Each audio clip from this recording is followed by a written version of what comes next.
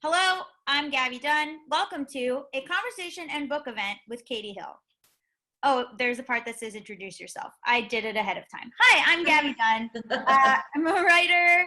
I have written a New York Times bestselling book called I Hate Everyone But You. I have a podcast called Just Between Us. I have a podcast called Bad with Money, which is like a finance podcast. And then I do a lot of bi advocacy stuff.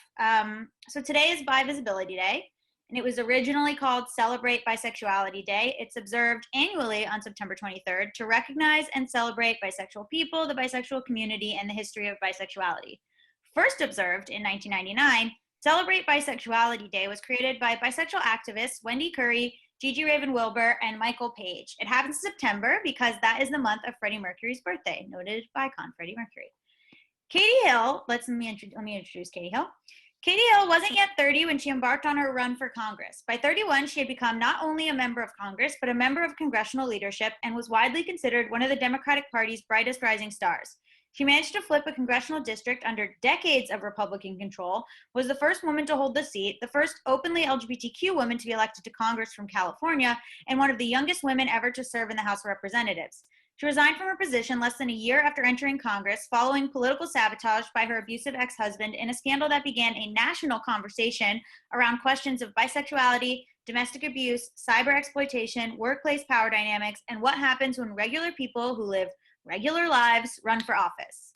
Hill is the author of She Will Rise, Becoming a Warrior in the Battle for True Equality, and the founder of Her Time, a political action committee supporting women in politics who are shaping their communities and the country for the better. Hello, Katie. Hello. Great intro. Thank you so much. Oh yeah, I have it written in front of me, but yeah. So I read She Will Rise. It's so great. I love the bi-colors on the front as well. Thank you. So what inspired you to write the book? Like, at what point were you like, okay, I have to write this? Okay, so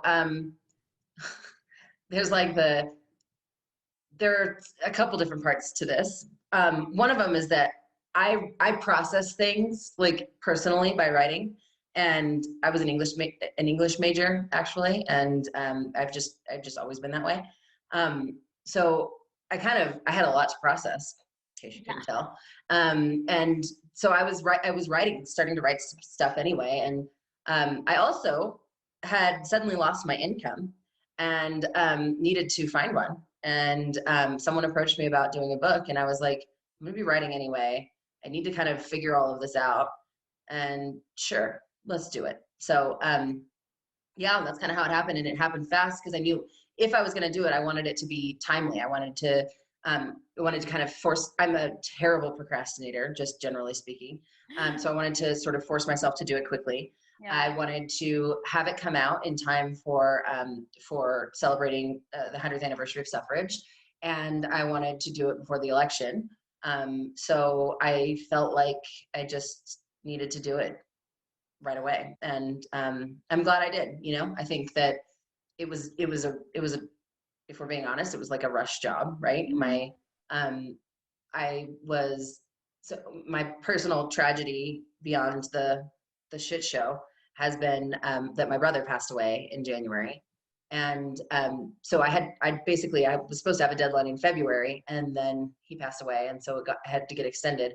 And, you know, basically I was writing this in a matter of weeks, right in the wake of my brother dying. And I don't know, it gave me something that I needed to focus on right then. And I'm really glad I did. But I also there's a lot more to still explore and to talk about. And I'm, you know, glad for these kinds of conversations. Yeah. I mean, I think also like that is a way of processing stuff, is to just like get all out there, and especially like to tell your story like the way that you wanted to tell it, mm-hmm. which I don't know what the process was for like selling the book or whatever, but I'm sure people probably wanted a certain type of book or like a tabloidy type thing, which it like totally avoids. Yeah, I was actually really grateful for my agent and for my editor, when you go out, so I had an agent who got it, right? And so when they go out and they try to sell your book, you meet with different people. Mm-hmm.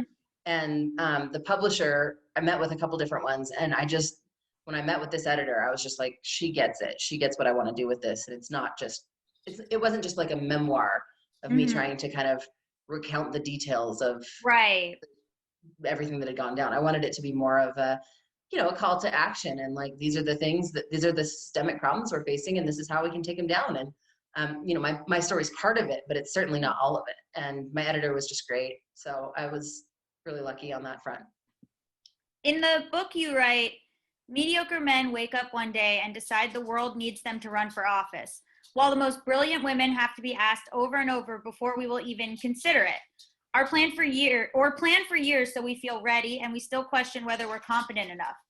So what are some reasons that women, and in particular queer women, feel like they can't run for office? Which I feel like probably everyone here has some reason that they feel like, oh, maybe I wouldn't, maybe I shouldn't, I mean, one of the biggest reasons is like the shit we've got in our the baggage that we've got, right? Like whatever every single person does.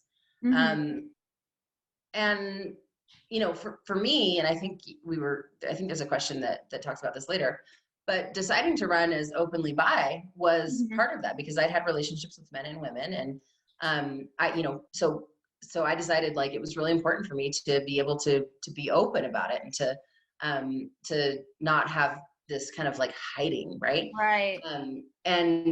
But yeah, I mean, that's a tough thing for people, especially all of us know, right? But many people don't publicly identify as bi. I get messages from Twitter constantly. They publicly identify as gay or as straight because they're in one relationship or another. And even people who are really, really close to them don't know that they're bi. So I think that that's something for us in particular that, people are not, it's not a comfortable thing, right? It's not one that is, I think it's far more socially acceptable to be gay than it is to be bi still. We know that, right? Like, so we're making progress, but it's still we're not there. Yeah. So, oh yeah, someone's talking about Kate Brown, so. Yeah, I think it's like just a very misunderstood sexuality that has so much baggage attached to it, in a way that like I think sometimes like if you're just monosexual in whichever direction, it's kind of this thing of like, well, I just want to get married and I want to have my partner and I want like, I think there's a lot of, but I think with bisexuality, people feel that it's duplicitous in some way, or you can't decide. Yeah, right? exactly. Or you're just hypersexual, or I don't know, all kinds of things. Yeah, and like, how can you be a politician if you can't? I don't know. Yeah, but, right. Yeah. But like it comes from such like a fundamental misunderstanding of what bisexuality is, which is I'm sure not helped by media. And so in the book you talk a lot about also like Her Time, which is a super PAC to help female candidates who don't qualify for bigger funders like Emily's List. Can you explain a bit more about what you're trying to accomplish for female candidates with Her Time, and why that was the next logical step for you after leaving office and what you wanted to do? Yeah, well, the gender gap is just so massive, right? I mean, right now, women make up, just on average, about 25% of legislatures at the national and the state levels. We make up half of the population, in case anyone didn't know that. And so that means that we're represented at half of what we should be. So even, and that is, we're at the highest levels we've ever been at in terms of representation. So, here we've been for thousands of years, just as a society, we have been electing men because they're men. And women have been completely cut out of the process. So for me, to be able to address these systemic issues that I talk about in the book and that we all experience every single day, it's going to take us having equal representation. Everything starts with equal representation, whether it's, as a queer community, as in terms of gender, in terms of race, in terms of, anything like income, your background, none of the interests or beliefs or life experiences are going to be able to really be uplifted in the way that they should be if there isn't representation from those communities. So for me, I just saw it so clearly when I was in office and when I was you know, especially with my resignation and everything, how that is such a gap. And I felt like that's what I need to kind of dedicate myself to now. And so, yeah, her time is, I also saw a big gap in the early stages where someone who's running for office needs an entity or a person who has credibility, who has a platform, who can take that initial risk on them, to kind of help boost them to get past the point of, you know, where it's so hard to fundraise, it's so hard to be taken seriously. And so I think as a, you know, as an initial principle for the organization, that's like what we want to focus on. It's an election year, and so and I'm, you know, highest priority is flipping the House, the Senate. Flipping the Senate and the White House, and also getting as many women elected just in general. So we're not just playing in those races that are, you know, pre Emily's List or pre other investors. We've done several, and I'm really proud of those ones. But we're also playing in some of the bigger ones because I think that the moment is just so important. But I'm looking forward to next cycle, starting in January of 2021, when we can really start being strategic about, you know, 2022 and what that's going to look like for up and down the ballot of how we're getting more women, more young people elected, ready to run and to be starting off strong. Yeah, I think a lot of, like, you know, average people feel like, well, I can't run. Like, I'm just, and you talk about that in the book too, that, like, you know, people are like, I don't know, like, what qualifies me. And like how you said, I don't think, and I work in entertainment, and I think there's like a thing where I always think about how the guy that directed Jurassic World had directed like 3 commercials before that. And then I didn't know that, actually. Like, a woman could like win an Oscar and they're like, she'll never work again. Like, yeah. It's so like classic. Yeah. So, okay. So we touched on this a little bit, but what inspired you to run as an openly bisexual candidate? Did you ever consider running as a closeted candidate, coming out later, or just not doing it at all? No, so it would have been much easier to run as right. just not addressing it, right?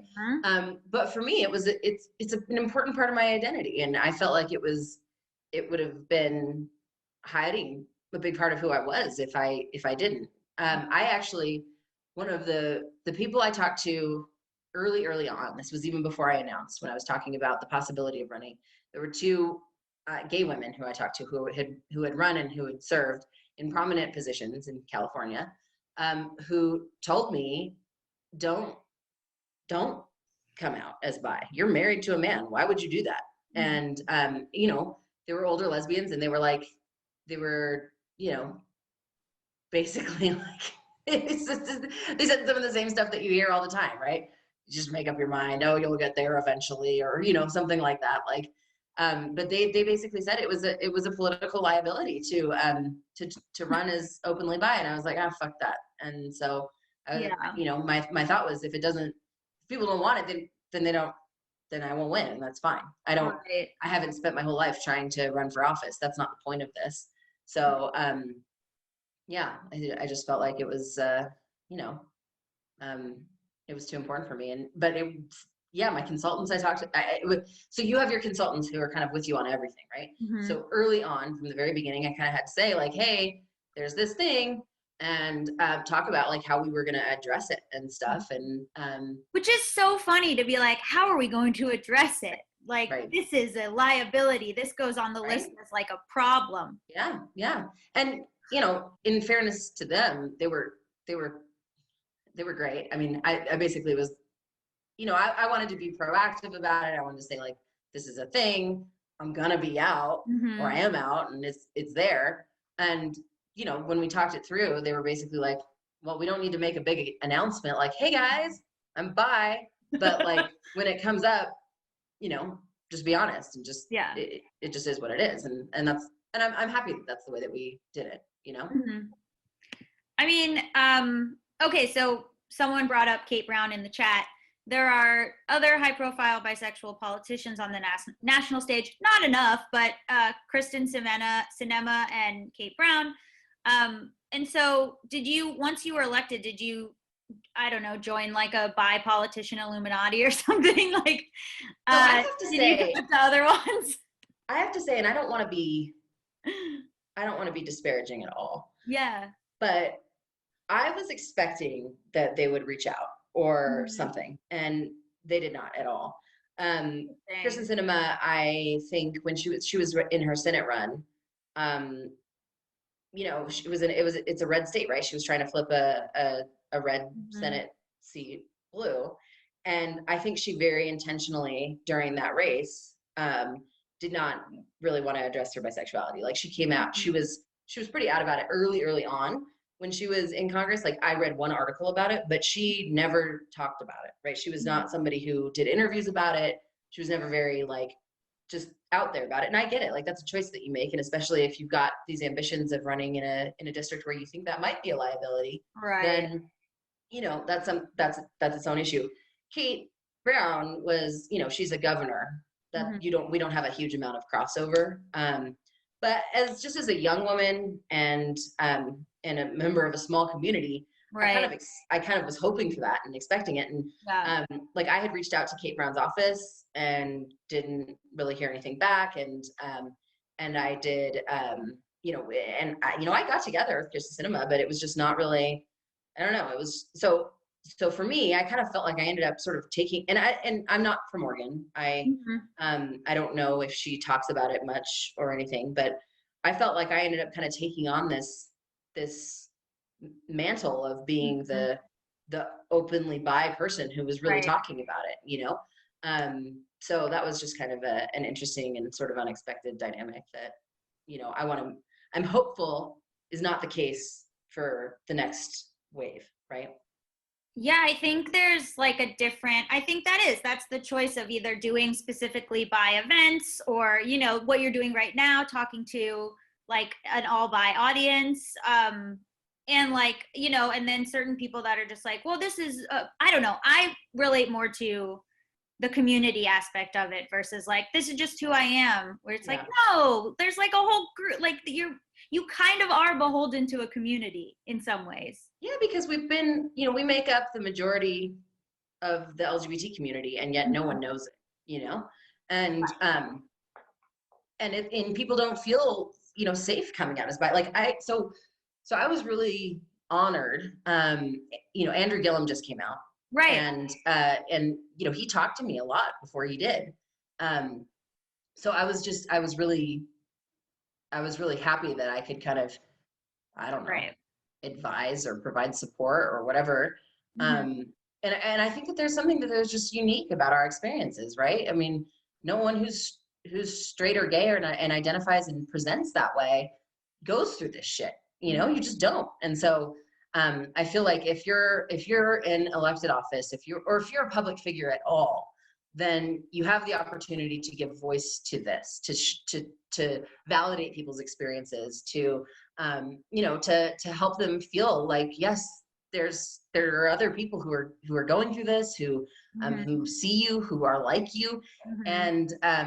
And so I felt a response and still feel a responsibility on that front. And you know I'm supporting another candidate who oh my gosh, why am I I'm a horrible person with her name right now. Anyway, it'll come to me. She's in Washington, and oh my gosh. She's- Anyway, she's a bi-congressional candidate, and she would Oh, be the next one. So I'm gonna get that. Will I? yeah, yeah, yeah. Do it. It's been a long day, so just don't judge me too much. No, this is hour 3 for you that you've been Perfect. sitting in front of Hour 4. hour 4 that you've Yeah. been sitting in front of the background for your, I assume, first grade photo portrait. This is I don't even know. Anyway, so yeah, this is a funny story too. I've been on this road trip, and I have been Beth Doglio. Oh, Beth Doglio. Okay, Yes. everybody remember that. She's This actually is got a your tough race uncle's too. setup. So, huh?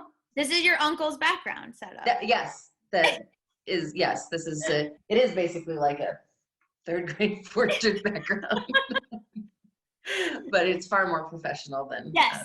I would look like. But yeah, so Beth Doglio she's in a tough race. She's the progressive choice of Mhm. a dem on dem race in Washington, and she could really use some extra support. So if the bi community rallies around her, I think that would be helpful. Get on it, guys.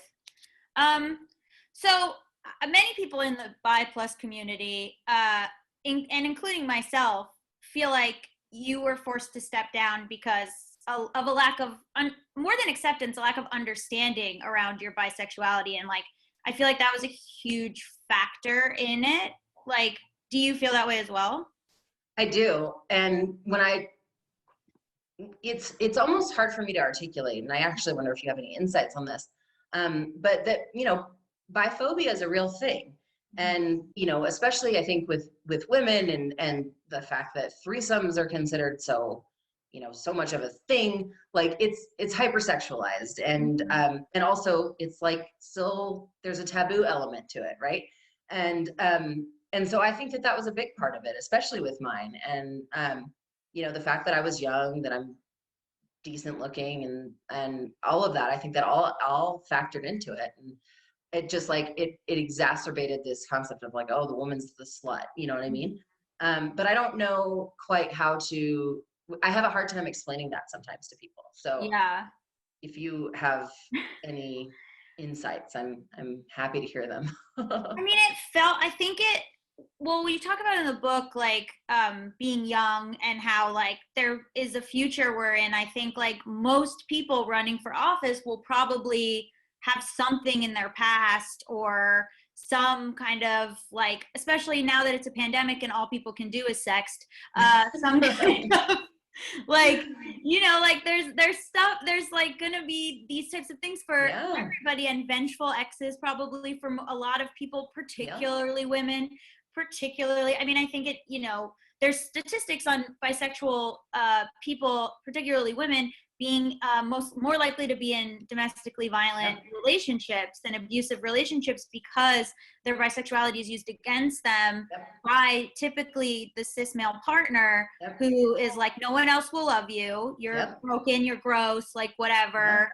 The only way that in my case, it was the only way that you can do this is if we're doing it together. And right.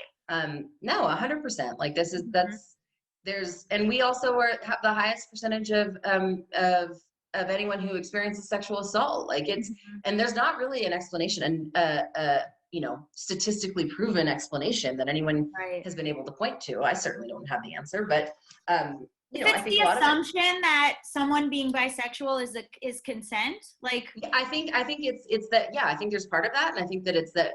Oh well, if we're bisexual, then obviously that just means that we're down, we're DTF, Right. So I mean, I am, but other bisexual depends on who and when. Yeah, exactly. But like, yeah, I think and I think there's also this ownership, at least in my sometimes with men I had dated who were bad. There was an ownership of like, this is fun and cool. Oh wait, you have a girlfriend that isn't about me, or you're seeing a girl that isn't about, like, now I'm freaking out. Yep, 100%. And so I think that lends itself sometimes to coercive control situations just so beautifully. So beautiful. But yeah, I think like, I mean, I just felt like that was such a huge, like, first of all, it put a target on your back anyway. Like, so yeah, I mean, it just kind of was all so part of it in a way that it is hard to articulate. Yeah. Definitely. So, obviously some bisexuals are monogamous, allegedly. No, I'm just kidding. Some bisexuals are monogamous. Some are huge, if true. Some are polyamorous. Some sort of fluctuate or go through periods where we're monogamous or periods where we're poly, just like gay and straight monosexual people do. And in your book, you explain how your abusive husband, who you'd been with since age 16, gave you one option when you came out as bisexual to him, which was to start having relationships with women just with him, which is what we were just talking about. Was this like a coerced polyamory, or was it sort of like a triad that you, like, was it like a lifeline to be in a relationship with someone who wasn't abusive, or is this like, I mean, that's another one of those things that's actually great to be in a space like this, because it was in some ways it was a lifeline, right? So I would say that it was, it wasn't like let me put it this way. So the first relationship was like, he met her, he or like he found her online, like, Right. you know, like he led the whole thing. And I don't know, it was just like, I developed feelings for her. I really cared about her. But, you know, and then the second one, she and, you know, the one that became famous, she and we worked so closely together and we developed a relationship. And then he basically kind of inserted himself, and it was just, but she really was a lifeline, especially in that, like, you know, horrible period. Right. Mm-hmm. So I don't know. I don't, there's not a clean way for me to even kind of wrap my head around it. I know that for me right now, I'm not even comfortable like identifying as being in any kind of relationship. I've had a couple of people that, I mean, I guess I've been in relationships with, but I haven't wanted to call them girlfriend or boyfriend. I was with a girl. I was seeing a girl, and she was very much wanting to be girlfriends, and I just kind of like, it's like I can't. I've been in this relationship for so long, and I'm not Yeah. really being able to identify as that at all. And so Yeah. so I, you know, I don't know where I'll ultimately land. And I think I'm just kind of figuring myself out. Honestly, I'm 33 and Good. I've only been single now for a year. Exactly. Yeah. Right. Like you're like, what are the apps? Let me. I've not used any of the apps yet because I also am just like, I don't want anyone. So, Yeah. Yeah. It's like, but, well, you know, it's like there's no rush on trauma or yeah. healing or like and it's tough because like I am bi and I am poly, and I think sometimes people are very defensive about like where those intersect. Mhm. And they don't for everybody, and so like there's a pressure on me sometimes to be like, they're totally separate, they're you know, Yeah. they're different things. And then I'm like, or it, like I kind of have taken to being like, I'm sorry that I'm fun, like I don't know what you want. Like what am I apologizing for? Yeah, I mean, I still very much hold. I can hold it in my head that you can love two people at the same time. Like that doesn't Right. more than two people. You know what I mean? Like that doesn't. I don't feel, you know, like there's a Mhm. that's an antithetical thing. So I don't. Yeah, I don't know where ultimately I'll end up, and I'm just kind of on this slow. Just gonna see what happens sort of journey right now. Yeah, I mean, like also, you know, it's like this thing of if someone poly could ever run for office, which I don't know. It's just like the president and then her two lovers, and they they live in I the know. they, I know. each of them has their own like first lady I know. project that they're doing. I don't know. I mean, I guess, you know, since my relationship was like exposed, even though, you know, and by the way, it was, she did, you know, my girlfriend did not want it to be exposed, right? Like Right. it was never like, well, I'm gonna hide you, right? It was that it was very much, did not want that. She didn't want that public, like anything. And but you know, I guess it kind of opened the door in a way. People know it Yeah. exists now. People have heard terms that they hadn't heard before. Um, I got credit for the term throuple, and I'm like, no, that wasn't from me. Yeah. Oh But my God, I feel so bad for the people who thought you invented throuple. I know. Guys. I was like, I first heard it from Shameless, but Yeah. um, Oh, that's very sweet to the people yeah, that are like, you I know. invented throuple. No, I didn't. Also, I have had too many conversations, just as a quick aside, I've had way too many conversations with people about how throuple should be spelled. And I'm like, can we just not talk about this right now?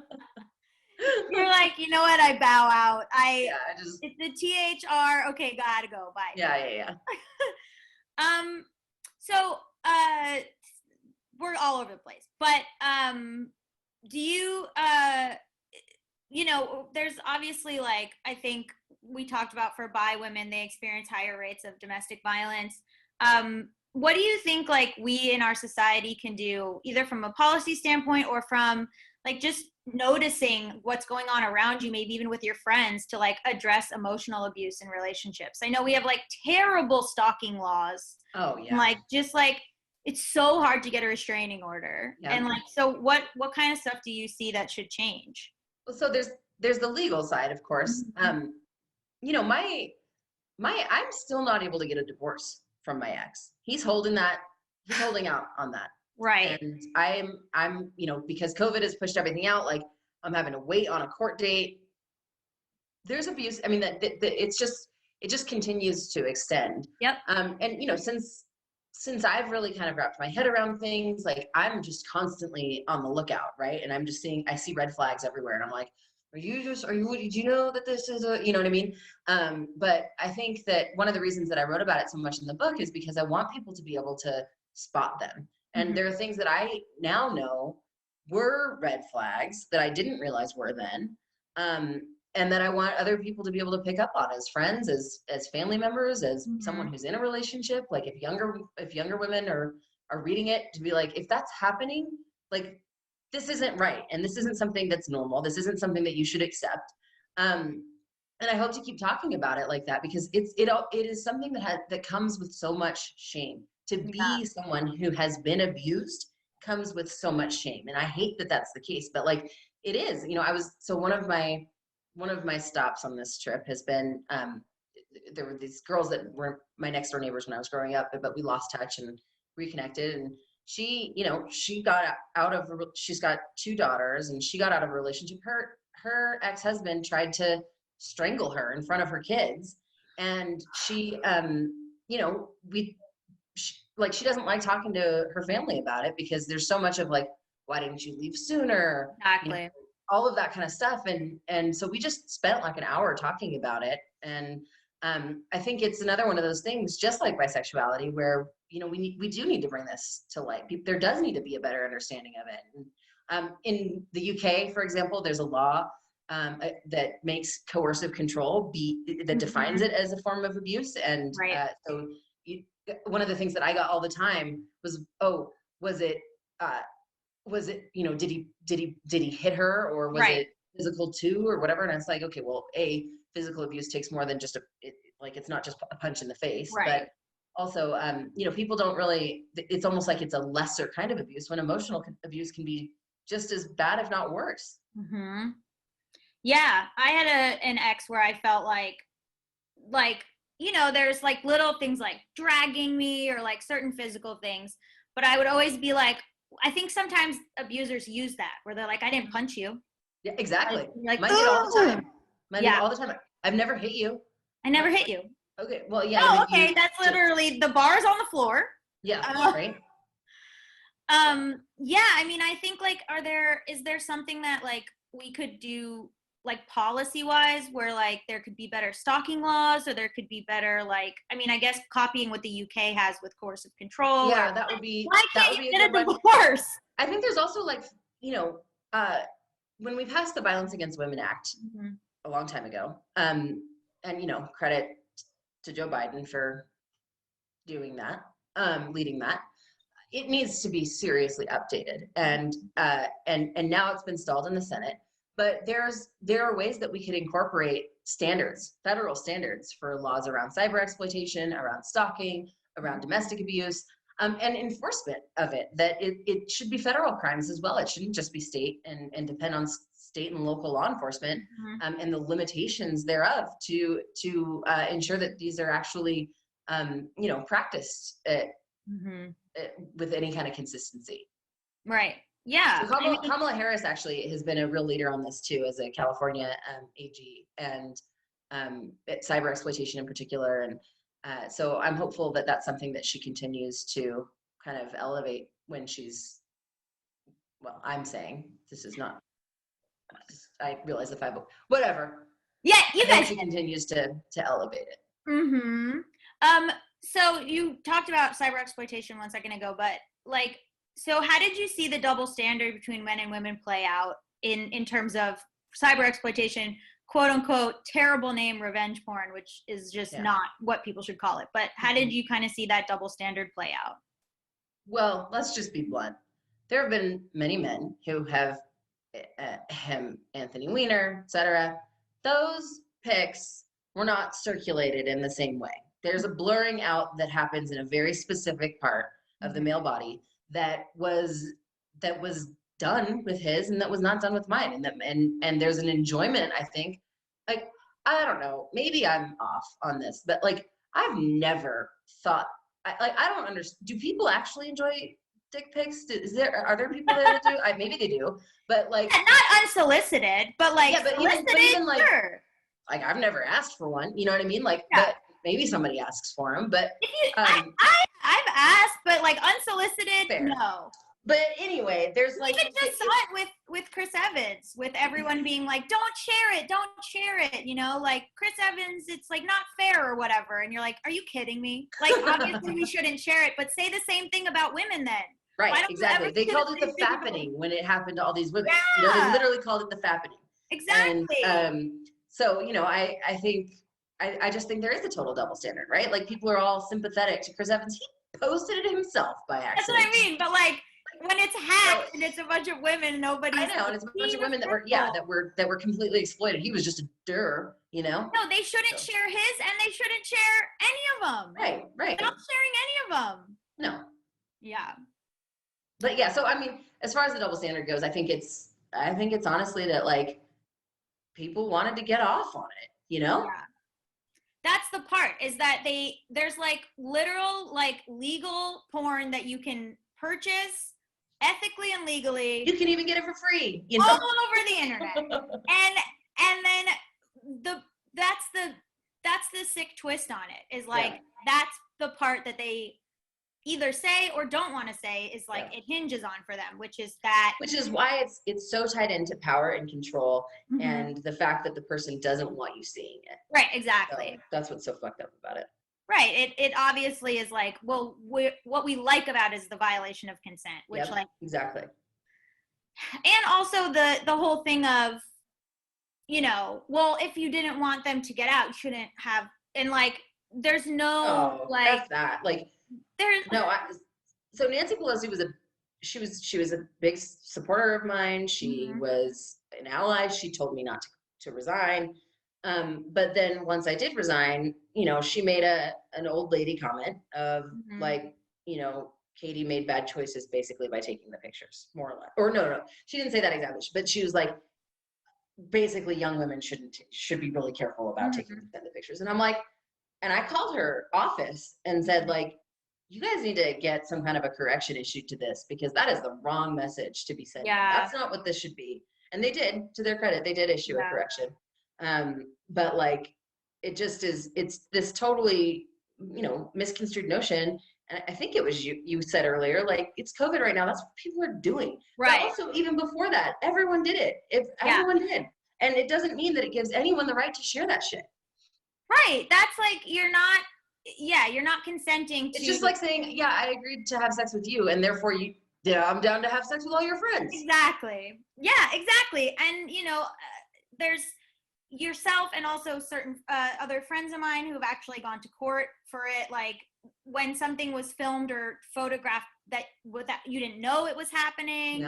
Yeah. And like, that's a whole like can of worms too. Oh yeah. And like, I actually decided to not include this in the book because it was like it was disturbing. People had a really visceral reaction to it, and I had enough disturbing shit in the book. But like, one time, like, my husband, basically, you know, we'd had sex or whatever, and like, this one time he pulled up a video on his phone, and it was, you know, camera, like, you know, that point of view of like doggy, right?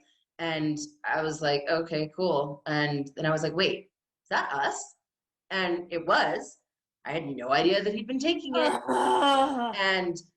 And knowing now that I'm sure that shit's all over the internet because everything else was. So like, my face wasn't shown, so that's nice, but you know, so yeah, no, it's just so, and when that happened, I was just like, it's just so violating and like, anyway. No, yeah, I mean, yeah. And then I think that's like something. It's not hot. It's not hot. No, I mean, you talked about shame and like with domestic abuse and stuff. And I think there's this thing where the women who are victims of cyber exploitation, why are they the ones that are ashamed? Yeah. Why are they the ones told to change their behavior? Why are they the ones who are like, this is kind of your bad here. And you know what?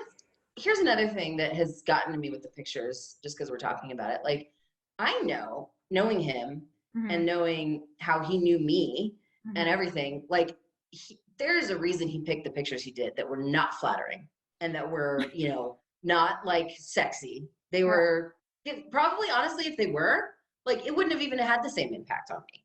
So I thought a lot about, like, how do I take this back? Like, you know, maybe it's really shallow of me, but I hate they were bad pictures too, you know?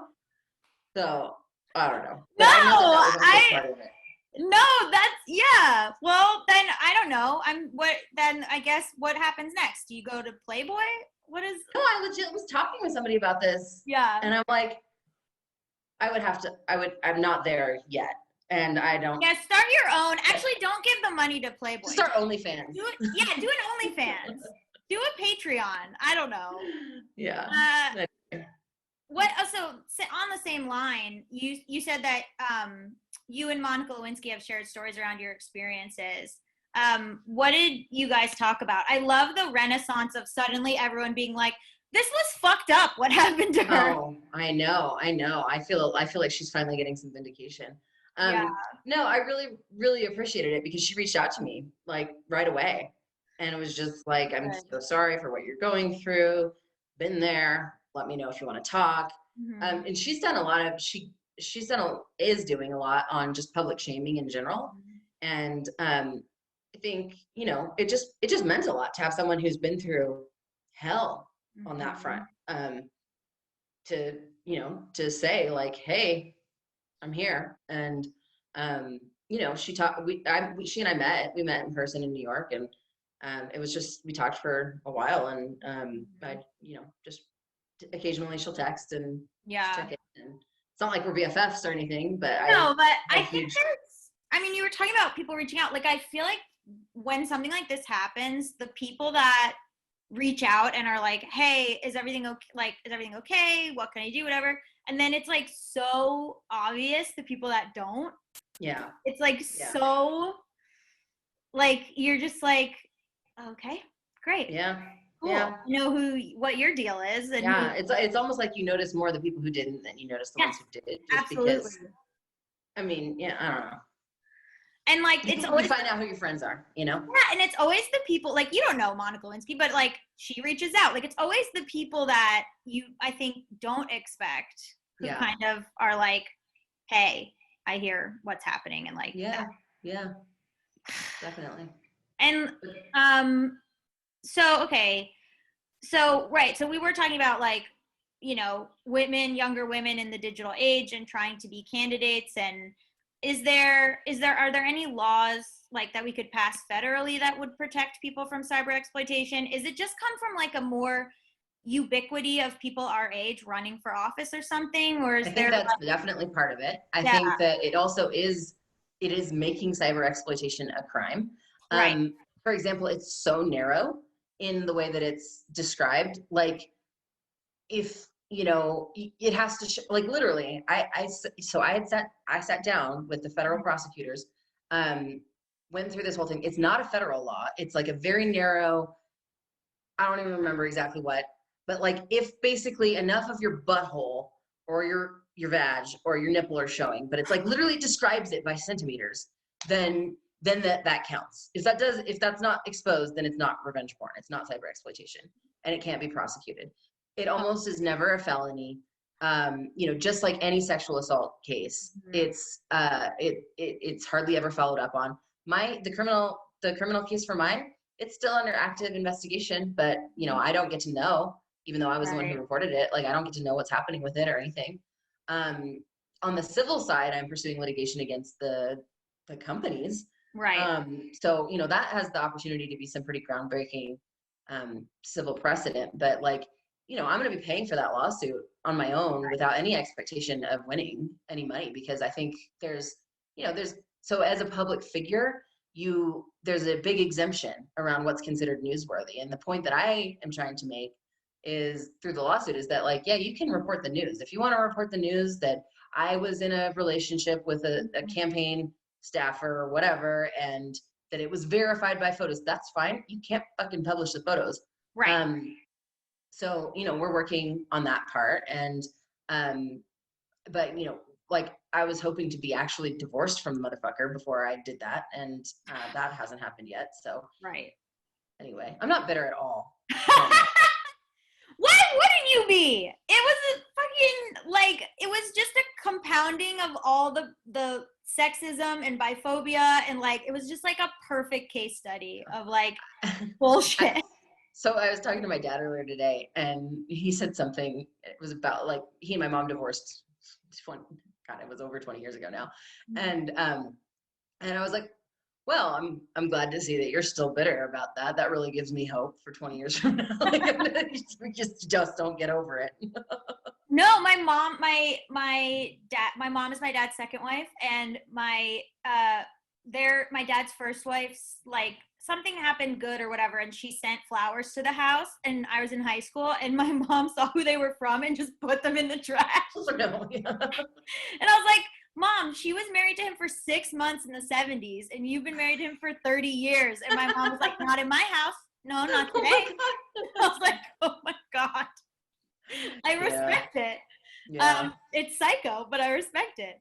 But I was like, will I ever get over this? No, I don't think I'm ever gonna get over that part. Well, I'm still gonna hate him forever. That is fair. Like, yeah, I mean, I just think like I'm sure people have said this to you, and maybe it's tiring, but like, you're talking about like setting precedents in terms of, suing and trying to get all this like landmark litigation.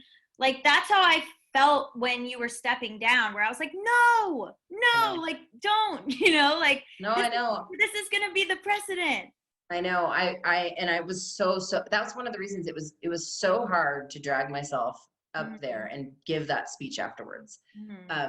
But it was the reason I did was because I was like, and there's so much that went into my resignation. We talked about some, but like, I hated that was, I was so afraid of that becoming the precedent. But to be honest, I actually think in some ways it's had an opposite effect. And I actually think that there was a local mayor in I can't remember which state. I have it somewhere. I'm really bad at this right now.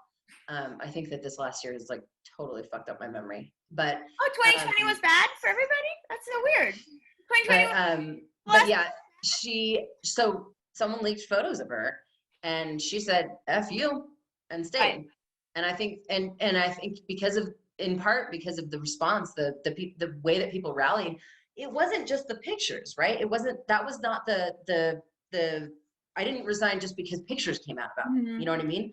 And I'd like to think that if there were just the pictures and there was no other relationship or anything like that I wouldn't have, and if it wasn't with the divorce and the abuse and the everything else, but yeah, I mean, that's something that I really struggle with.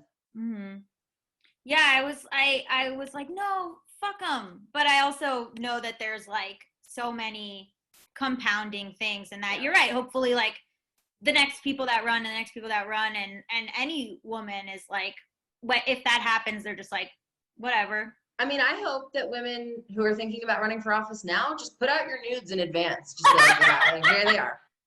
So. They go on the campaign flyer. Yeah. At least like light them well, and like. Yeah, no, but that's what I'm saying. Like, we should be able to, if that's gonna happen, like, we should be able to have our own, control over it. Like, it's just like you curate the pictures that you put up on Instagram. Like, it's not some shit that's taken from this horrible angle. That's why I hate when people are like, oh, Melania, like, look at her nude photos. I'm like, that's the least of our problems. Not fair. Yeah. It's not fair. Those are professional photos too. Yeah, we're mad because she took good photos. So I think we have to wrap up a little bit, but what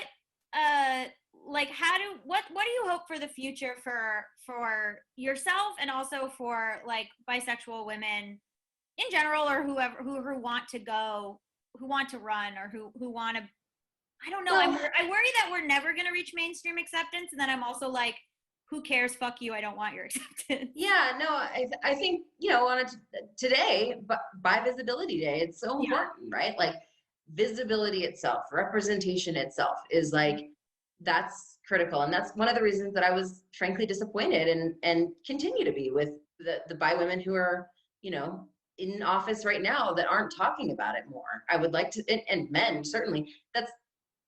It's a whole separate issue, but Bi men is its bisexuality for own men, thing because they get no support. yeah, Nobody they always get the I remember this from when I was literally a kid, and Leonardo DiCaprio, there was this thing going around about him being bi. I have no idea if he's bi or not, but I remember Leonardo DiCaprio is a lesbian.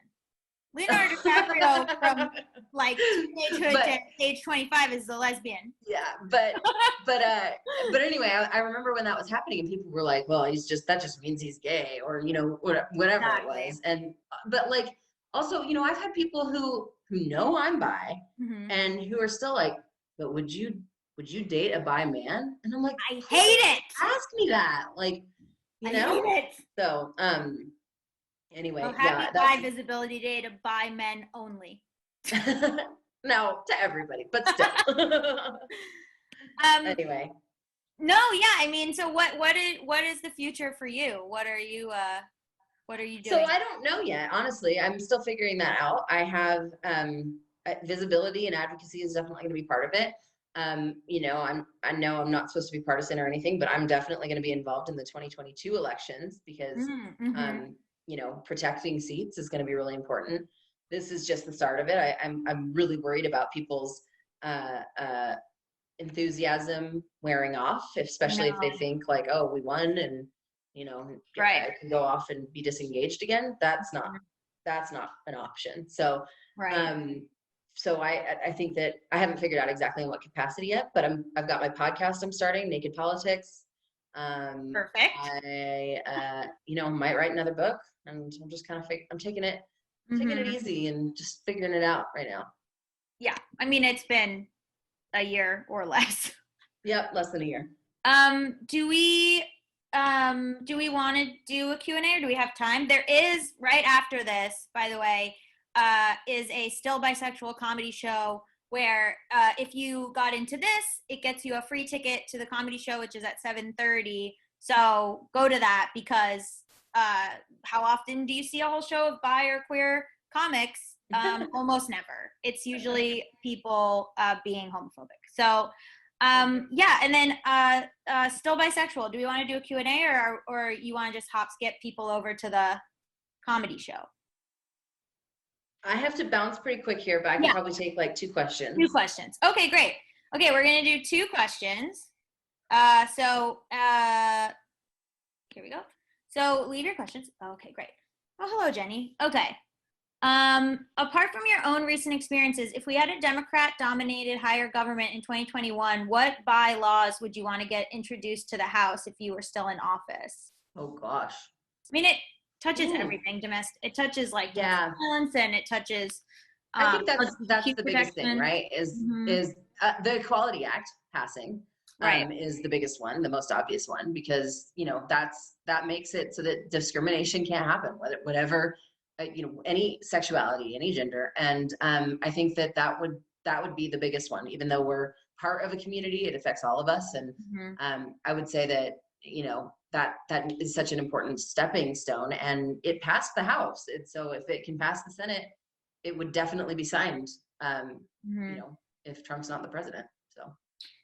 And I think not specifically bi, but I think there needs to be more protections for trans people as well, because that is absolutely. Yeah, and that's in the Equality Act too.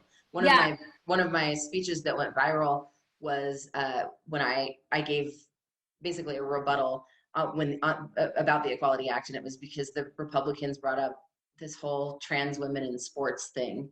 It was as their reason that they shouldn't support the Equality Act and I just yeah. Well, now they regulate cis women in sports too. Now, if you're a cis woman who has too much testosterone, you're in trouble as well. So the line it's a slippery slope to what they actually want to do, which is ban trans people, I guess. Right. So, and reinforce gender norms. Okay, so last question is from Lydia. Oh, I like this one. Sorry. Wait, Lydia, I'm so sorry. Okay. Ellen says, do you have hope for what will happen in November? What's your political read on what's happening now? I do have hope. The biggest thing that I think we all need to focus on is making sure that literally everyone we know is Mhm. registered to vote and Mhm. knows how to vote. Mhm. Because, for people who are politically active, it's one thing, like we can just assume, like, of course we're following it. Of course we know that we're going to have to vote by mail or we're going to vote in person or whatever. But a lot of people are not. People are not paying attention. They just, they're like thinking about it, like they might know who they're going to vote for. But they're thinking, I've had people say this to me recently, like, oh, I'm just going to go. I know where my polling place is. It's the church down the street. I'm just going to go there on election day. And I'm like, no, you have no idea if that's going to be the polling place. Like that might have been your polling place for every election ever, but it's probably not going to be this time. Right. And so anyway, I think, and I've been saying this on every opportunity I get, like make a list of everyone you know, especially those who are in swing states, but honestly everywhere, because we need to win the popular vote by as much as possible too. And say, hey, just calling to chat, wanted to catch up. Oh, by the way, I'm super pissed off about politics these days. Are you voting? Oh yeah, da da da da da. I You haven't know how thought to about vote? it, but like, oh yeah, well, have you registered? And then, okay, well, let's register real quick. But you know what I mean? Like, just pull up your stuff and oh, have you thought about where? Like, I mean, it's just like it has to happen on that kind of organic level. It's not going to be cold calling strangers. It's going to be making sure that the people that are doing it. Yeah. And also like local politics, like find out who your city councilor is, find out who's on the board of supervisors, all of that. Because that's where representation happens too. Right. Well, thank you so much, Katie. I really appreciate it. And everybody should get the book She Will Rise. And that's everywhere books are sold. And and check out Her Time, right? Yep. her-time.com and shewillrisebook.com. Amazing. And thank you guys so much for all your questions. Thank you. And everyone's saying nice things. Oh, thank you. I'm gonna try and read through the chat. I was trying to sort of, but it was hard. So. Thank you guys so much for coming, and stick around for the comedy show at 7:30. Thanks, everyone. Happy Friday. Bye.